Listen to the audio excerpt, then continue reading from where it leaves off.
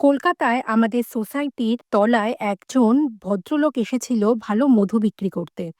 তো সকালবেলা চা খেতে নেমে দেখি উনি বেশ সুন্দর মধু বিক্রি করছে। আমরা একটু গন্ধ শুঁকলাম আর বেশ ভারী। উনি বললেন যে এখানে দু ধরনের মধু আছে, একটা ভালো মধু যেটা সর্ষে ফুলের মধু, সেটা একটু দাম বেশি, আর এইটা কোন ফুলের মধু ঠিক মনে নেই। তো উনি আমাদের বললেন যে দেখুন, এই শীতেও কিন্তু এই মধুটা জমেনি। সত্যিই তাই, এই এত শীত পড়েছে মধু কিন্তু একটুও জমেনি। উনি বললেন যে গ্রামের ভেতরে আরেকটু যেখানে বন বাদার বেশি রয়েছে, সেখান থেকেই আমরা এটা কালেক্ট করি। তো উনার সাথে কথা বলে বেশ ভালোই লাগলো। একটা কিনে নিলাম ফ্রেশ মধু।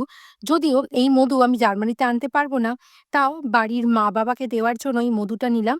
এই মধুটার দাম নিল ওই ৳২৫০ মতো। বেশ সুন্দর মধু। পরে খেয়েও দেখলাম, বেশ ভালো লাগলো। তো চলুন আবার অন্য গল্প নিয়ে ফিরে আসবো নতুন কোনো ভিডিওতে। দেখা হবে পরের ভিডিওতে। সবাই ভালো থাকবেন।